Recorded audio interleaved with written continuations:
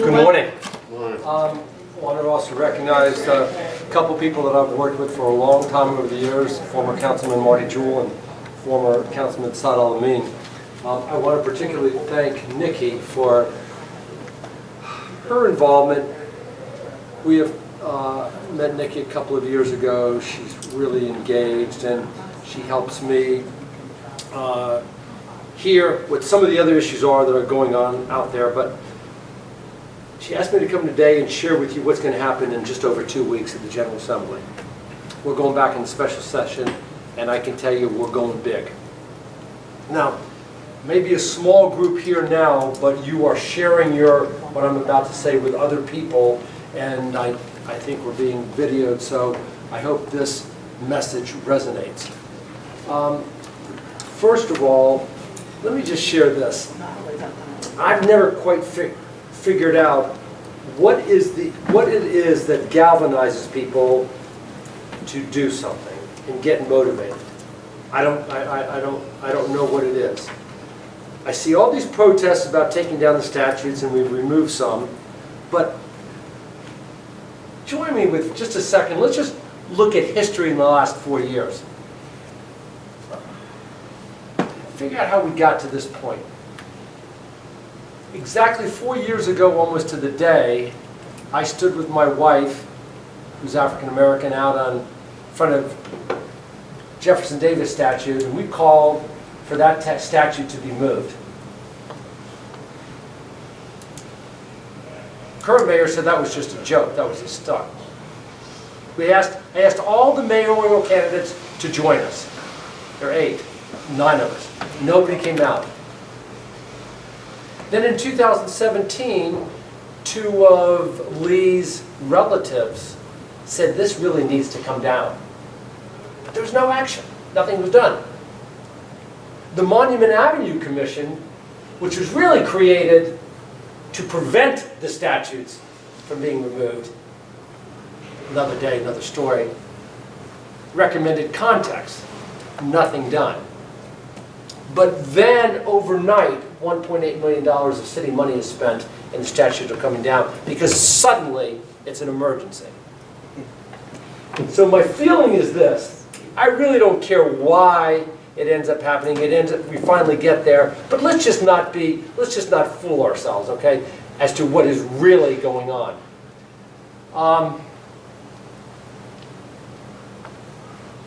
I remember some of the issues that I'm going to discuss with you in a moment, some of the legislation that's coming up, bringing before my colleagues in the General Assembly a decade ago, not getting anywhere.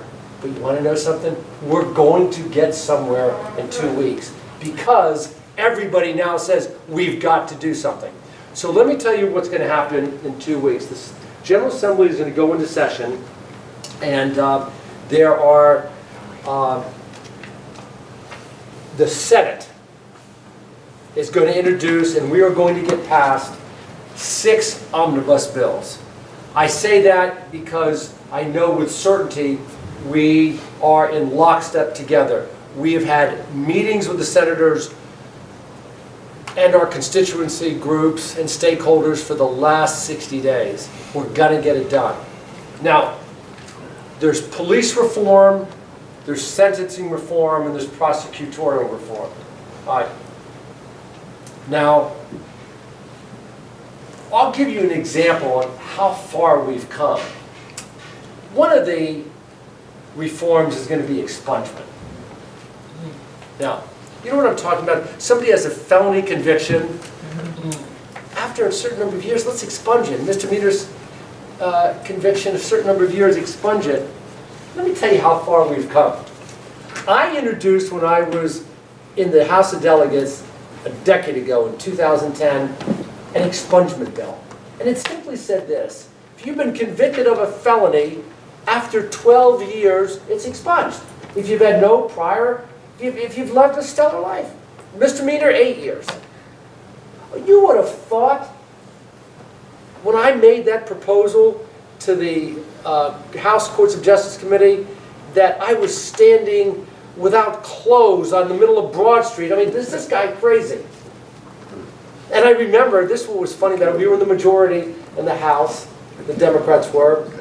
And it was right after session ended that day in the House chamber, and not everybody had come in there, and I'm looking up at the dais, and there's 3 Republicans, and there's four Democrats, because not everybody had come that way, had gotten on there. So I'm thinking, I don't have to talk a whole lot. Let me make my bill, and let's get it. We get the votes, I can count, 1, 2, 3, 4, and 3 R's.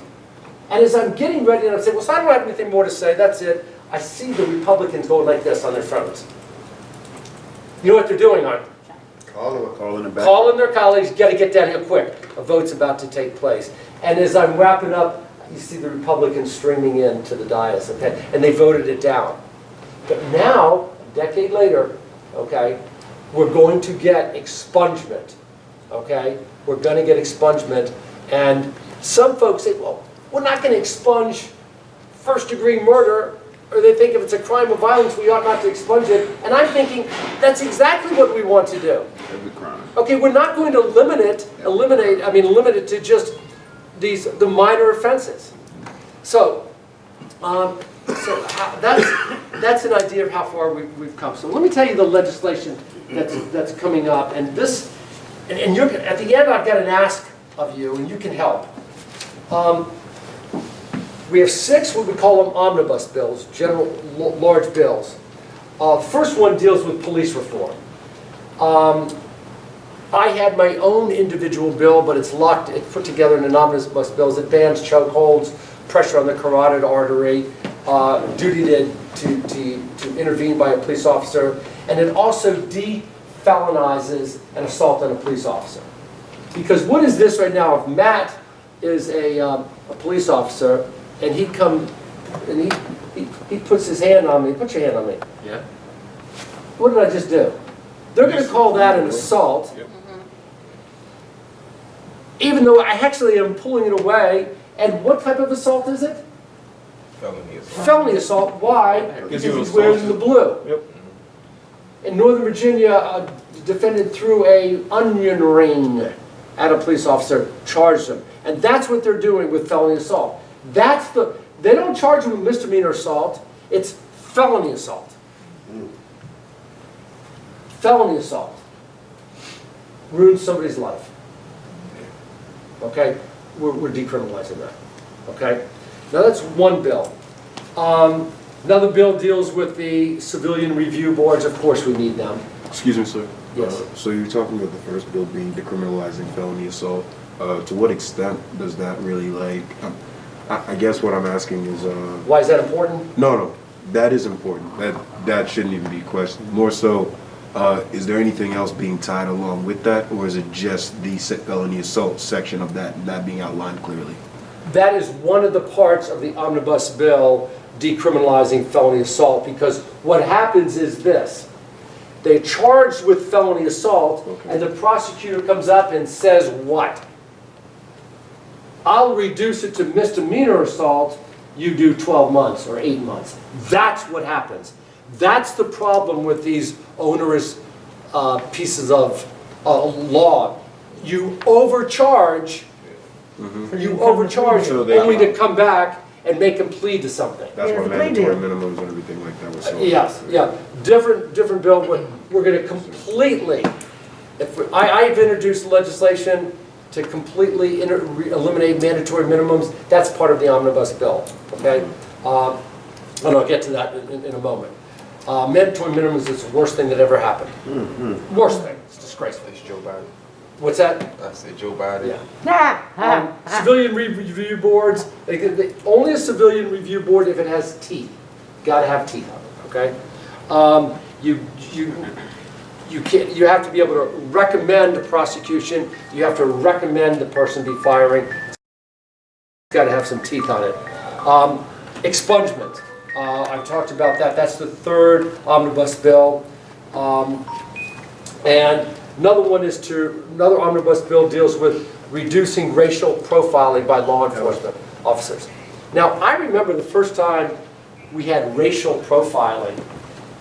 Saad, do you remember when the police used to stop the African-American male coming up the I-95 corridor because he had a what license plate? A Z plate. It was a Z plate meant it was a rental car, and if an African-American male was driving a rental car heading north from Florida, he was obviously carrying drugs. Yeah. So they stopped the person because, and the Supreme Court said that that's profiling, you can't do that. But now we still have that profiling, but it's worse for the following reason.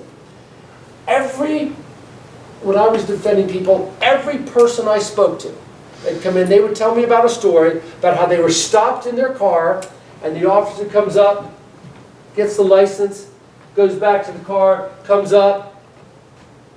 Got any drugs in there? No, sir, I don't. I smell marijuana, is what the officer would say, justifying the search of the car. Everybody was telling me that. But here's where it gets dicey. So the police would search, let's say, 20 cars. 19 of them don't have drugs on them, and they what? Go down the road, never to be heard of again.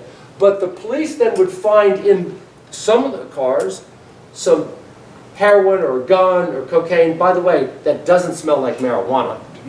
Okay? All right. Or they would find some drugs, and then when we got into court, the officer would say, I smelled marijuana, and let's say they found marijuana in there. The judge is thinking, I guess he did smell it. What's missing? What's missing is the 19 other people that he also smelled marijuana, and that data isn't in front of the judge. Right. And I would tell the judges this. Don't you see that what he said here, I smell marijuana, is what he said to 19 other people, or 99 other people, and you don't hear from them. And there's no record, there's no requirement that you keep a record of it. So we're going to eliminate that. We're going to try to introduce legislation that prevents, as a basis for searching the car, the fact that I smell marijuana. Yes, sir. Question, is it a possibility for you guys to implement something where they have to put why they were stopping something? That's a great question. So, like, because you said that there was the 19 cars that went by, so are those recorded, or are those interactions completely thrown away? No, it's not recorded right now, but it's a great question, and that's what I want. I want there to have to be a requirement that when you stop in cars, you have some record of what you say that I smelled marijuana, but you didn't find any. Okay, not coming this session, but coming. Like, so for example, if I got stopped, because I feel like technically, if I got stopped by a police officer and he didn't put it on the books, then if he didn't put it on the books, even nothing came from that arrest or anything like that. Exactly. He should have to put that down and therefore state, because if I said, hey, I missed work today because I was late to work today because I got stopped by a police officer, I could then just call the police officer department. I could be like, hey, they stopped me because I was black, but they stopped me at 12:59, so y'all got the ticket and everything like that. Just call the police department. We all good. Yeah. Right. We're not there yet. Okay.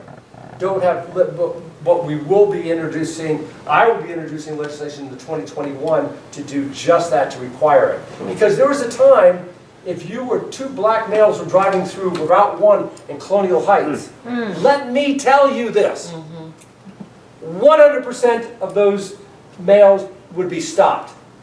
But if you had two white males driving through at the same time, 12 o'clock, 1 o'clock in the morning, they wouldn't be stopped. We need to have that data, okay? Now, another one, and then is the earned sentence credit legislation. Is this number 5? But beg your pardon? Is this number 5? 4? Four. This is still 4. This is number 5, the earned This is 5. sentence credit I missed legislation. one there. He said the I got first one was expungement, I decriminalize got felony assault. reduce racial profiling, and the earn one. Reduce racial profiling was number 4. Expungement was number 3. So expungement of was the expungement. So number 1 being decriminalization of federal assault. Okay, that's the one I forgot. Okay. Yeah, decriminalization of federal assault. That is not expungement. No, That is- expungement is when you have a conviction for a misdemeanor or felony conviction. Okay, so And that's I specifically believe towards that okay. after a certain number of times, that should come off the record. Okay. Come off your record. And clean up your record. Yeah, and But there's a didn't we reason have for that. expungement in Virginia? If you incentivize people, you want to incentivize them to do well, then Then they would get remove back that on record. track, yeah. We do not have an expungement in Virginia. And I remember telling that dais, this is a decade ago, about, I said, we do have a misdemeanor expungement. Okay. And they all looked at me and I said, in fact, several of you have misdemeanor convictions that were expunged. And they would look at, no, I didn't, not me. You know what they did? If you were ever convicted of reckless driving, guess what? They wiped That it. is a criminal Class 1 misdemeanor. It is not a traffic infraction, it is a Class 1 misdemeanor. But it's expunged, it comes off your record, DMV record, after 5 years. The insurance companies figured it out. That they wrote it into your. They don't want to pay out money. They found out they won't have to pay out money if people drive better. People will drive better if they know that as they get closer and closer to that period, the record, it falls off, and that's what happens. Do you know your DMV records? If you keep getting it, it falls off after a matter of time. People are aware of that, and they are incentivized to drive better, to get lower rates. Same thing here. If you want people to change their behavior, to be law-abiding, incentivize them. Drop that misdemeanor record. Conviction. Drop it entirely. Felony conviction, drop it entirely after a dozen years, okay? The earned credit, this earned sentence credit legislation, one of my colleagues in the House, Don Scott, is carrying that in the House, we're carrying it in the Senate. Don served 8 years in prison on a drug offense, and a really good guy. I've become very, very fond of him, but we want people in prison, if they take advantage, this has nothing to do with parole, a whole different kettle of worms. They can earn up to 50% of their sentence reduction if they take advantage of programs while they're in prison. They don't get in trouble. Again, you're incentivizing people to do well. Parole is a different conversation for a different day. I introduced legislation to reinstate parole. Last year I got passed legislation that will create parole for fishback defendants. Anybody know fishback defendants? They're that group of people that were convicted between 95 and 2000, and the judge did not tell the jury that they were ineligible for parole. But my bill to reinstate parole entirely was carried over to the Sentencing Commission. Our problem is in the House, not in the Senate. But here's the most important bill. I happen to be carrying it this coming session, and I'm not saying it's the most important because I'm carrying it. It's this. It deals with sentence reform. Sentencing.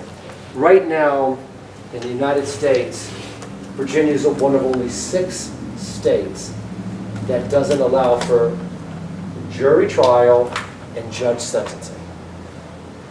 In the federal system, it's jury trial and judge sentencing. In 44 states, it's you can have a jury trial and a judge sentencing. Why do you want the judge to sentence? Because he has sentencing guidelines. He, not a better verse, but what's happening in Virginia is the following, and it's been going on for a long time. The prosecutor says, here's the deal. Take it or leave it.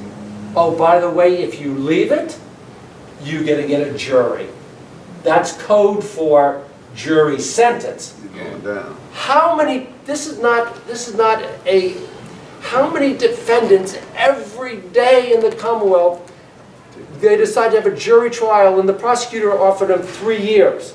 The defendant said, no, I'm not going to take it. I didn't do it. I'm going to take a jury trial. There's one of those jurors will believe me, gets convicted, and gets 30 years. How do you think that's an exaggeration? I cannot tell you how many people that happens to. And the judges only reduce less than 7% of the cases. They have the right to reduce anything, but they don't do it. And this is what the judges say. You took a jury, you're stuck with it. And the prosecutors know it. In Stafford County, they routinely look at the person, Nikki, tell your client that I'm offering 5 years. You don't like it, then you'll take the jury here in Stafford. Good luck with that. That's what's going on. Now, And it happens in every single court, in every one of the 138 jurisdictions, and every single day. Now, I've got my entire Senate caucus on board with this now. They all get it now. Many of them are defense attorneys, they get it. Some of them are defense attorneys. We're going to get that passed in the Senate. We've got to get it in the House, and I'm going to get to my ask in a moment. But let me tell you this: when folks see the things that have gone on, some of the horrors associated with George Floyd and Ahmaud Arbery, Breonna Taylor, they think, oh, that's horrible. And you see somebody that's handcuffed back and the police hit the person, you think, oh, that visual impression, it's horrible. Let me tell you this: that pales in comparison to the problem we have with sentencing, where the jury's doing the sentencing. Every single day, it's happening across the Commonwealth. And people are doing decades sometimes in prison, because they turned down a 5-year sentence. Now, you talk about affecting lives. You not only affect that person's life that goes to jail for 2 decades, but what about their children? What about their spouse? What about their parents that wake up every day and they know their child is in prison? Okay, that is affecting lives. Many people right now think that it's affected their lives because George Floyd had his neck stepped on, and it affected Floyd and his relatives. But I am telling you this most important legislation will change Virginia. One of the staff members, Stephen Benjamin, said, "You get this passed, Joe. It is the most significant piece of criminal justice legislation that we've had in decades." Now, here's my ask, because I won't take up too much of your time. Here's my ask. Last year, I told my Senate colleagues, I took them through it. I said, this is what we got to do. And the prosecutors, they were saying, well, it's going to cost too much. Too many people are demanding juries. First of all, it's a fallacy. Second of all, so what? They have a constitutional and state constitutional right to have a jury trial, but I showed them the data. You know what it's going to do? It's going to force prosecutors to hand out an offer that's reasonable. That's what's going to happen. Because the defense attorneys will say, we're going to take a jury trial and we get a judge sentencing. That's what's now going to happen. So my Senate got it, and we passed it last year. We got it passed in the Senate. Guess where we got held up? House Crim Sup. House Crim Sup. Why? Because there's several members on there. Don Scott, he's great. Jennifer Carroll Foy from Petersburg. She wasn't in Petersburg, she was in Northern. She's great. Some of the other members. But the chairman is Democrat, Mike Mullin. My colleague in the Senate put it right. Mike Mullin is a prosecutor masquerading as a delegate. He is a prosecutor. It's running, that's through, and he carried it over to the Sentencing Commission, Crime Commission. My parole, reinstate parole, carried over to the Crime Commission. I introduced a bill that says the juries get the pre-sentence guidelines so they know the range. Carried over to the Sentencing Commission. This, folks, this is what really impacts people's lives. I know you think the police brutality, oh, that's the big one. It's big because it's visual.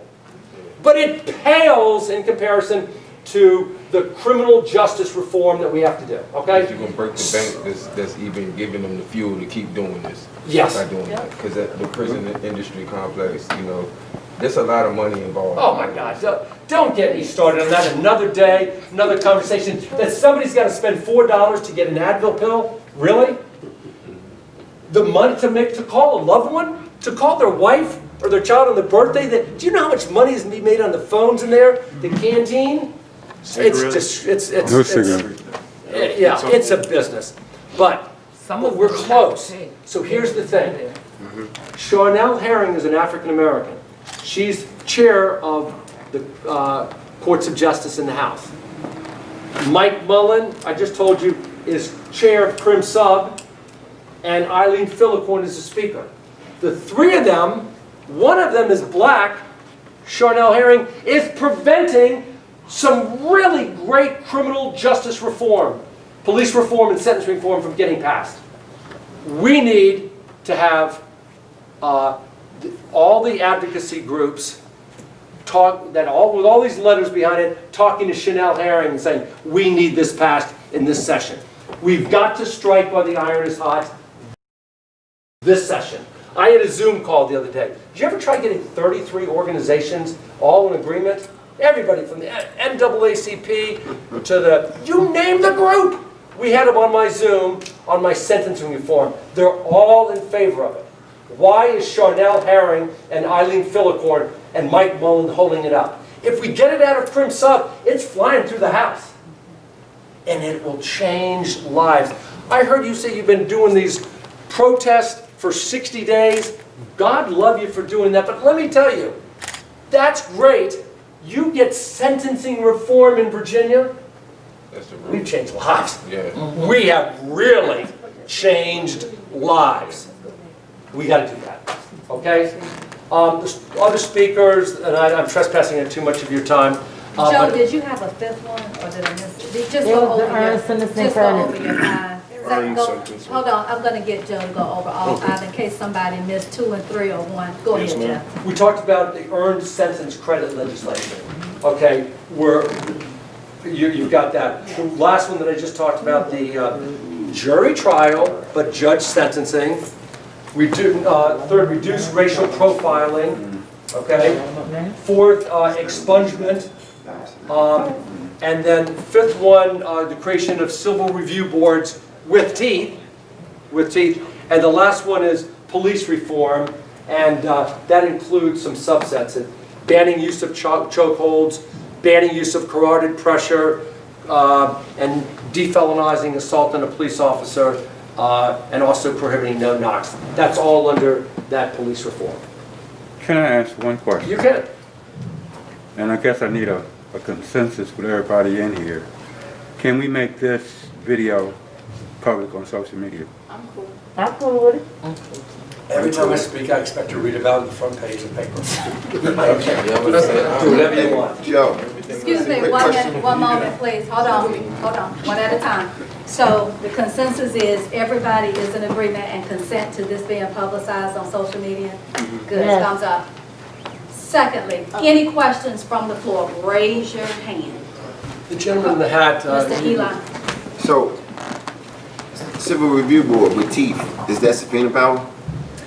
Yeah, it would be, yes, it would have subpoena power, and it would be a recommendation to the prosecutor that you can prosecute, but also a recommendation or the power to fire somebody from a police department. How, so you said that this is coming up in your newest session? Yes. Which is The a one on couple weeks 18th. away. In the 18th, August Okay. 18th, we begin, and it could last a week or 2 weeks. And you have I'll be there every day. to, you have Hold the on, votes one already moment. to Let me get get this this moved forward? Oh, we're getting it out of the Senate, folks. We are getting it out of the Senate. Follow me on this. You would think with the majority in the House, you'd get it out of the House, right? And the governor's going to sign it. He will sign what we send over to him, okay? The really hard lift is in the Senate. That's the hard lift because it's 55-45 in the House, right? Yeah. The hard lift is the Senate. We got it. Governor's going to sign it. We just need it out of the House. We just need it out of the House. And there's 3 people that's holding it up. Who are they? I just told you. We need one more time. The last two you were really fast. The last 2 names. Okay. Charniele We need Herring. Charniele Herring, the head of House Criminal Courts of Justice Committee, to get on board. Eileen Eileen Filler-Corn is the Speaker of the House, Filler-Corn. and Mike Mullin is Chairman of the House Crim Sub, where these bills are getting locked up in. Charlie. And there's going to be a election next year, and there's going to be primaries for people. Enough said? Yes. Or as I say to my little children, enough said? And they're like, yes, sir. Say no more. Yeah. Okay, we have another question, Mr. Jewell. Ms. Herring. She's head of the chair of the State Democrat Party. No, that's Susan Swecker. No. She's the executive director. Charlene is chair of state party. She's is she not chairman running of for the, statewide office soon? She's, Herring is a delegate. She is the second person in command in the House. The Speaker, she is the chairman of the Democratic, of the majority party. Caucus. Yes, Yes. caucus. Is House she caucus. not running for statewide office? Uh, Coming up next year. I've heard that she might run for lieutenant governor or attorney general. I don't know. I didn't hear about it. Do whatever you want. Run for whatever you want. Just get my bills Right. through Crim Sub. Get them to a full vote on the House floor. I want these bills that we're getting through the Senate. It's the only, I told my colleague, it's the only reason I'm in the Senate, to get these criminal justice reform bills through. That's all I care about. I'm going to be involved in, all of our clean energy programs and things like that, but this is why I'm there. And it's so frustrating that we're getting the heavy lifting done in the Senate and we're getting stymied in the House. What is her incentive in terms of not? For the life of me, I've had this question with some people. I'm going, why? If anybody wouldn't be with us, why wouldn't it be Charniele Herring? I don't know. I don't get it. Mike Mullin, I get it. My colleague put it best. A prosecutor masquerading as a delegate. But Charniele, I don't get it.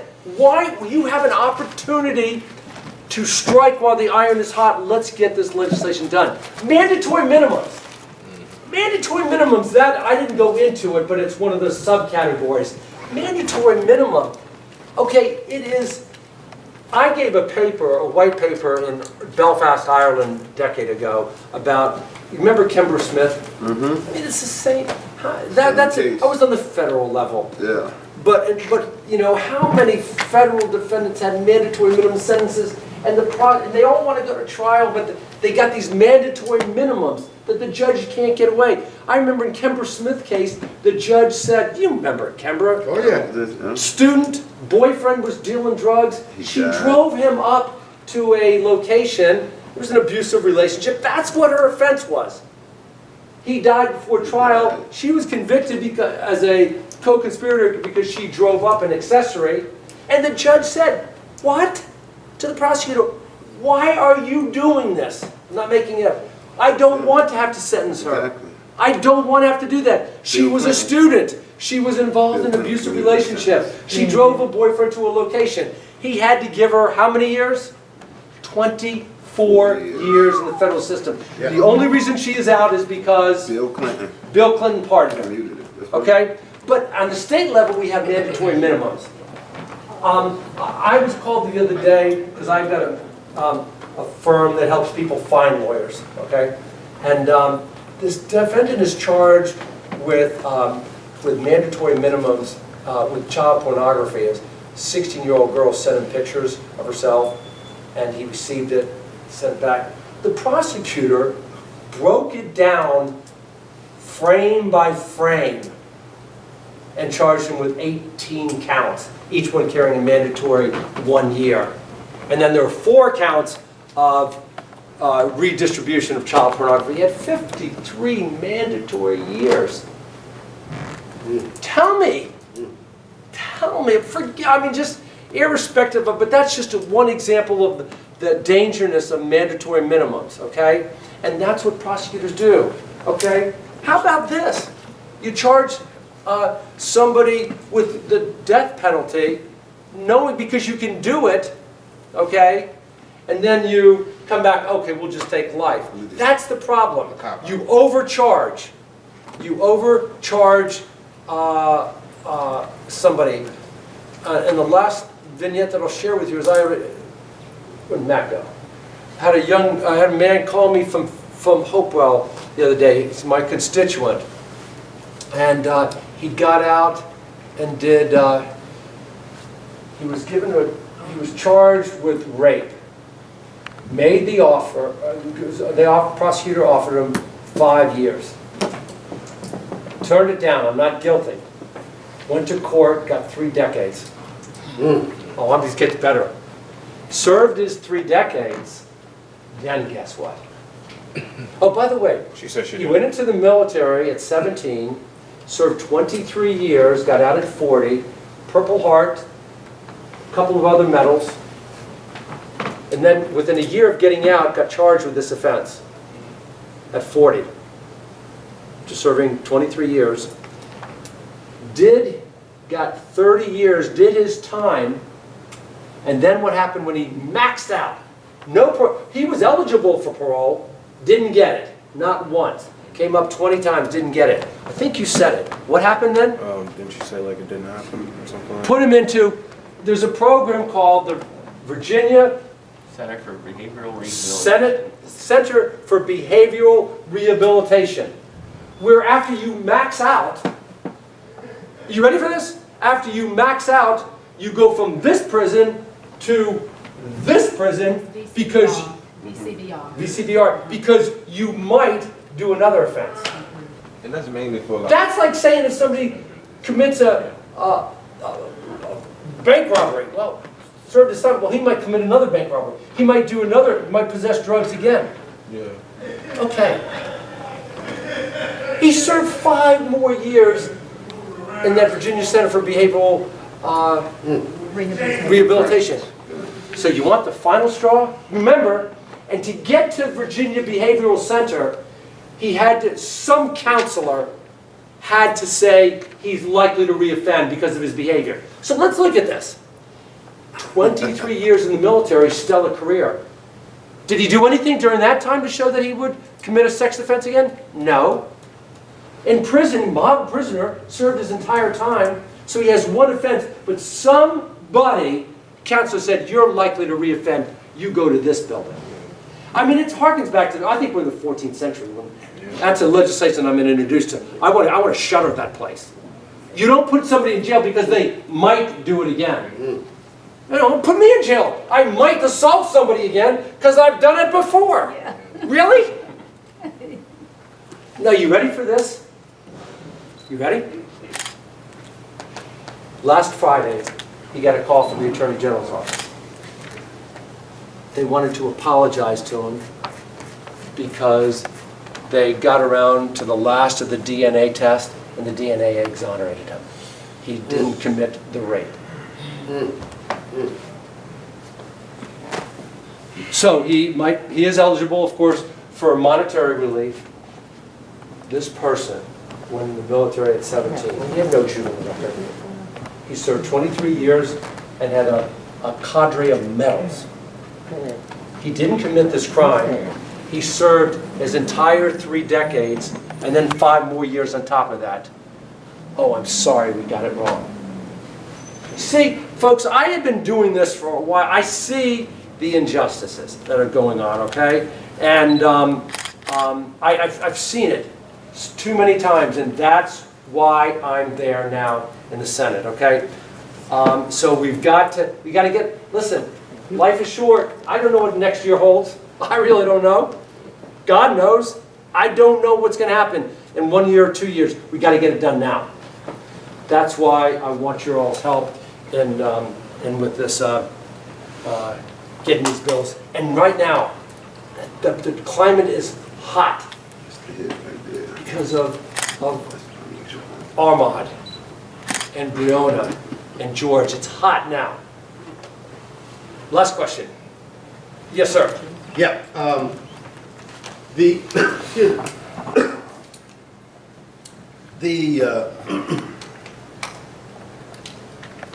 we've got a blind spot, it appears, with this reform business, with regard to probation and parole. Before I even go to that, though, Mike Herring, the former Commonwealth Attorney for Richmond, in a session like this, literally agreed that we've got 1 out of 30 cases, criminal cases, of plea deals. And I said, well, yeah, you get the plea deals because you're overcharged to begin with and force the defendant to take a plea to get from under the enormous overcharge. Yep. He said, yes, that's what we do. Okay. Did you just speak to that about Sure. how to cut out Here's the the- overcharge? Yeah, we're not gonna get away from plea agreements, that's how the system works. You can't bring everything to trial and you make a plea. That's not the problem with the plea deal system. Here's the problem. If a defendant, Nikki, knows that if she doesn't take the deal, That she has to go to a jury. she's gotta go to a jury, and the jury's going to sentence her. Nikki says, I didn't do it, I don't want to go away for 4 years, but I don't want to be away from my kids for 24 years. So she pleads, takes the plea deal. Now, what will happen? Now when prosecutors up in Stafford say that, are they going to offer her 5 years? No, because she now knows she'll take a jury, and if she's convicted, she'll get a judge sentence, and the judge will have the sentencing guidelines, and it shows the sentencing guideline is 1 to 6 months. You with me? So she will take the jury, or she'll get 1 to 6 months. Now the prosecutor, here's where the rubber meets the road. The prosecutor now, when he offers the plea, won't offer her 4 years, will offer her what? A year. A year or 6 months, right. She still can say, no, I don't want to take it. So plea bargaining is always going to be here. It's been here for 1,000 years, it's not going anywhere. Got it. Second piece, though. Probation and parole. I don't know who supervises our parole officers, probation officers. But in fact, they can have a bad hair day. Yeah. They could get up on the wrong side of the bed and violate a defendant for virtually nothing and return him back to prison. How can we get that behavior fixed? Who supervises those guys? Well, okay, the short version of it, you have to have a group of zealous defense attorneys that will, when their client comes to them and say, listen, this is what the probation officer's doing. They've been in jail. They ain't got any money to pay no lawyer. I know, and they don't have the money. Right now, we need parole reform, probation reform, Marty, but, and you're preaching to the choir, one of the directors of the choir. I've got some ideas, but that's 2021 maybe, okay? But you're right, I see what's going on, I see this, it's happening. All right. And occasionally you can send a strong message out. And Mr. Alameen can tell you a story about how bad that thing is. I remember one time this probation officer was just, my guy was on the SOR, sex offender registry, but he did everything that was told him, everything. And the probation officer just didn't like him and kept making it more and more onerous. On one Thursday evening at 2 or 3 in the afternoon, he said, you got to be out of the house by 5 o'clock the next day because you're living with your sister and she has 2 kids. Can't do it. But he'd already gotten permission to do that. Then said you can't go down to Charlottesville. He delivered medical supplies. But he'd already gotten permission to do that. So we just subpoenaed him in court, brought in all of a stellar group of people to testify how well he's done, and took the judge through every one of these allegations. And the judge was incensed, furious. This is a conservative Chesterfield County judge, and said, you know, he did everything what he was supposed to do. He is a poster child of doing what you're supposed to do on probation. And he was so upset at that probation officer who sat in court and listened to everything, and his supervisor, he said, I'm now removing him from probation right now, effective immediately, done. Now, then that probation officer might have been schooled for the next time, or supervisor, but they'll go back to their old ways. We need reform. Last question, because Nikki, I know I'm trespassing on your time, and I want these others to. Yes, So sorry. one more question. I'll try to make this very fast. Now, you did make the point of saying that you wanted to do a civilian review board. I understand that, and that you were saying that police officers were going to get fired due to that. I think that we the could civilian review board should have the authority to fire them. should have the authority to fire Yes. them. If they cannot fire them, if the understanding is that that is not in there just right as a civilian police, as a police board, could they possibly recommend charges that Yes. should be filed on the officer? Yes. And can those have weight? Because right now, the state, like, well, all I'm saying is the fact that even if we do convict said officer, we do, I mean, not convict, but if we do try to say that this person has allegedly done said crime against a civilian, it will still follow the fact that they have done that under the guise of qualified immunity. Therefore, pretty much revoking any of the problematic thing that just basically happened, not allowing them to be charged and A couple of persecuted. different things. Number one, qualified immunity. I've got a separate piece of legislation to handle qualified immunity, create a separate state cause of action for police brutality, excessive force, and violation of the fourth. But with Is regard that in? that's yes, Okay. yes. We've got a House bill that's coming up. Like I'm telling you, this is a hot moment. We're going to try to strike while the iron's hot. But the Civilian Review Board, the person that they would have their, if we get our way, the right to recommend to the prosecutor charges, and if the prosecutor doesn't file the charges, has to state in writing why they don't. Okay, and then have the authority to fire somebody. And last point, with the civilian review board as it is, basically the only way that I see that it possibly goes wrong is the fact that there will be people that will basically say, hey, I'm going to give you $50,000 or I'm going to get you a new house, okay? And I want you to make sure that for this next 4 years that you're on civilian review board, that you vote how I would like you to vote on these next coming up things. Let's say that the police union that is heavily funded would like to then give some money to people on the civilian review board or find a way to pretty much route in that. You're just describing what could happen in any system. I guess that could happen, but Is there a way to write in fail-safe to say basically like a Well, yes, politician the can't panel. accept gifts? The panel would have citizens on it, the panel would have people from maybe a public defender's office, maybe you have somebody from the, you try to just get a broad spectrum and hope that it doesn't happen. That's all you can do. But I'll tell you what, it's a hell of a lot better than what it used to be. Paul Liebert used to be a Commonwealth attorney up in Prince William County. Remember him, Paul Liebert? Every time there was a police shooting and a death, guess who they referred it to? 24 cases over about 15 years. Referred to the same person, Paul Liebert, in Prince William County. And in every one of the cases, justified, justified, justified. You guys have been great. I need you to help me with that, with getting Charniele Herring motivated. We need this legislation this year. Judge, jury trial, judge sentencing. Jury trial, judge sentencing. I'll say it one more time. Jury trial, judge sentencing. Like 44 other states in the federal system. Right, did you all get that? Jury Yes. trial, judge sentencing. And we also have those names. Thank you, Senator Morrissey, for coming out.